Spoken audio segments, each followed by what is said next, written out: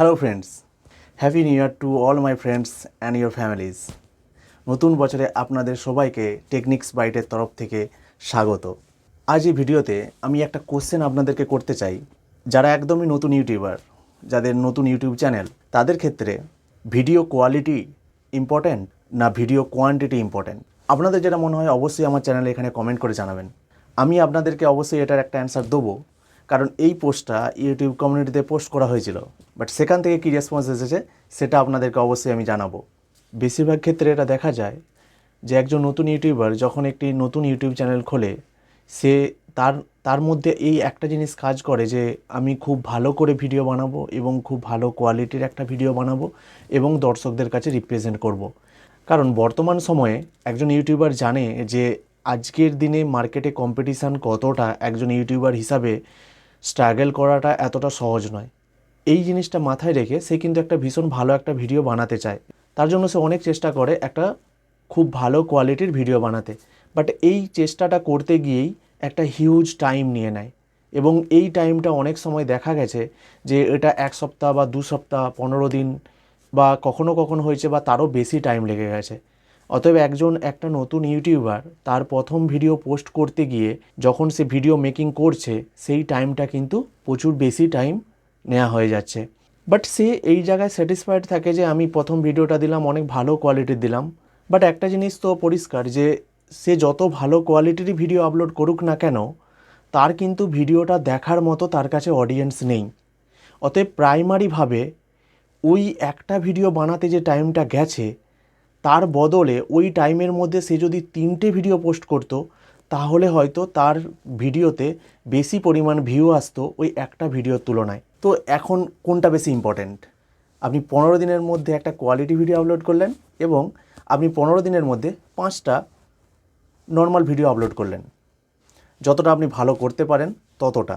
একটা video create করতে আপনার যে 15 দিন লেগেছে, আপনি সেই 15 দিনের মধ্যে 5টা ভিডিও পোস্ট করলেন। কোনটা বেটার? ইউটিউব কমিউনিটি থেকে যে ফিডব্যাকটা এসেছিল, সেখানে 67% মানুষ ভোট দিয়েছিল কোয়ান্টিটি ভিডিও, মানে আপনার ভিডিও কোয়ান্টিটির পরিমাণ বেশি হওয়া উচিত কোয়ালিটি ভিডিওর তুলনায়।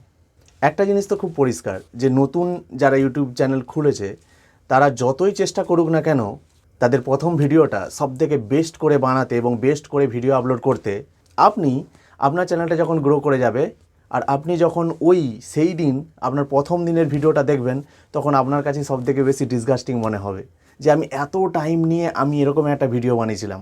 বাট এখন কোশ্চেন হচ্ছে যে ইউটিউব কমিউনিটিতে যখন এইরকম একটা ভোটিং সিস্টেম পোস্ট করা হলো যে নতুন যারা ইউটিউবার তাদের ক্ষেত্রে কোনটা বেশি বেস্ট, সেই ইউটিউব কমিউনিটি পোস্ট থেকে কিন্তু যে ফিডব্যাকটা এসেছে সেটা 67% মানুষ কিন্তু যারা নতুন ইউটিউবার তাদের জন্য বলছে আপনারা যত বেশি সংখ্যক পারবেন আপনারা ভিডিও আপলোড করুন। এটার কারণ কি? আজকে যারা ইউটিউব কমিউনিটিতে এই পোস্টে ভোটিং করেছে, তারা প্রায় প্রত্যেকেই একজন এখন প্রতিষ্ঠিত ইউটিউবার। তারা জানে যে একজন নতুন ইউটিউবার যখন প্রথম তার ইউটিউব চ্যানেল শুরু করে, সে কী কী স্ট্রাগলের মধ্য দিয়ে যেতে পারে, সে কী কী অসুবিধা ফিল করে। ওকে, সেই জিনিসটাকে মাথায় রেখেই কিন্তু তারা জানে যে একজন নতুন ইউটিউবারের পক্ষে কখনোই সম্ভব হয় না একদম ফার্স্ট ডে থেকে বেস্ট কোয়ালিটির ভিডিও আপলোড করা। কারণ কিছু না কিছু ভুল, কিছু না কিছু জিনিস এসেই যায়। যেমন ধরুন, আপনি আপনার প্রথম ভিডিও বানাচ্ছেন, এর আগে আপনি কখনোই ভিডিও বানাননি, সো আপনার কাছে কিন্তু প্রপার স্কিল সেট নেই যে একটা ভিডিও বানাতে গেলে কী কী প্রয়োজন হতে পারে বা কী কী ভিডিও বানাতে গেলে বা ভিডিও কথা বলতে গেলে কী কী অসুবিধা ফিল করতে হয়, সেটা কিন্তু আপনার কাছে এই মুহূর্তে কোনো আইডিয়া নেই। সো প্রথম দিকে আপনি যখন ভিডিওগুলো বানাচ্ছেন, তখন কিন্তু আপনার কাছে প্রপার স্কিল সেট থাকে না যে সব কিছু কীভাবে ম্যানেজ করা যায়। আপনি যত ধীরে ধীরে ভিডিও বানাতে থাকবেন, তত আপনার মধ্যে একটা জেনারেল আইডিয়া চলে আসবে যে একটা ভিডিও বানাতে গেলে মেন কোন জিনিসগুলোর ওপর খেয়াল রাখতে হয়, ক্যামেরা কী করে সেট করতে হয়, ক্যামেরার থেকে কতটা দূরে বসতে হয়, ক্যামেরার সামনে নিজেকে কিভাবে রিপ্রেজেন্ট করা যায়।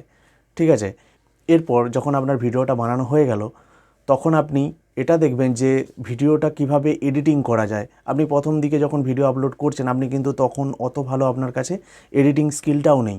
তো আপনি যত বেশি ভিডিও বানাবেন, যত বেশি আপনি এডিটিংয়ের মধ্যে যাবেন, তত বেশি কিন্তু আপনি এডিটিংটা ভালোভাবে শিখতে পারবেন। এরপর যখন ভিডিও বানানোটা কমপ্লিট হয়ে যাবে, আপনি যখন আপলোড করতে যাবেন ভিডিওটা, তখন কিন্তু আপনি থাম্বনেলের কথা ভাববেন। এবং এই থাম্বনেল মেকিংয়ের ক্ষেত্রেও আপনার ধীরে ধীরে ভিডিও যত বেশি আপলোড করবেন তত বেশি ক্রিয়েটিভিটি আসবে এবং আপনি নিত্য নতুন থাম্বনেল বানাতে চাইবেন, আপনার ভিডিওর জন্য সবথেকে বেস্ট থাম্বনেল বানাতে চাইবেন এবং ধীরে আপনি নিজে বুঝতে পারবেন যে আপনি কতটা ইমপ্রুভ করছেন। সো এই জিনিসগুলোকে মাথায় রেখেই কিন্তু ইউটিউব কমিউনিটি থেকে 67% মানুষ এই জিনিসটাকে সাপোর্ট করেছে যে একজন নতুন ইউটিউবারদের জন্য বেশি সংখ্যক ভিডিও আপলোড করাই সবথেকে বেস্ট ওয়ে চ্যানেল গ্রো করার জন্য।